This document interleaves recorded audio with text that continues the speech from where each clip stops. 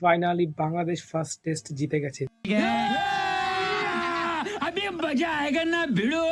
তো বাংলাদেশের সেকেন্ড টেস্টের জন্য 11 বেরিয়ে গেছে এবং পাকিস্তানেরও বেরিয়ে গেছে। তো এক এক করে আপনাদের শোনাচ্ছি বাংলাদেশের ফার্স্ট টেস্টে কারা কারা খেলবে।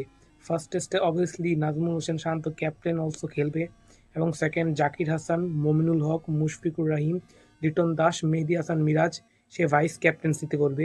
তাজুল ইসলাম, নাইম হাসান, ইবাদত হোসেন, শরীফুল ইসলাম এবং তাসকিন আহমেদ, নাহিদ রানা, তানজিদ হাসান এবং নিউ প্লেয়ার যা বাংলাদেশের ডোমেস্টিকের জন্য খুব ভালো করছেন তার নাম হলো অমিত হাসান। সবার নজর থাকবে অমিত হাসানের উপর যে সে কীরকম খেলে এবং তার খেলাটা দেখার জন্য সবাই অপেক্ষা করবে। এবার দেখা যাক পাকিস্তানের প্লেইং 11-এ কারা কারা আছে।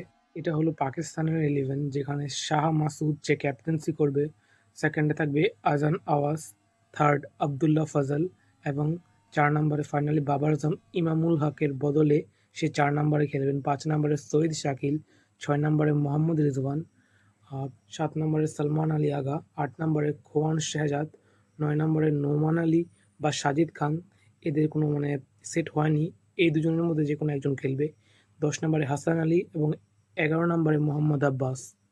এটা হলো প্লেইং 11। দেখা যাক কে জিতে এবারকার সেকেন্ড টেস্ট।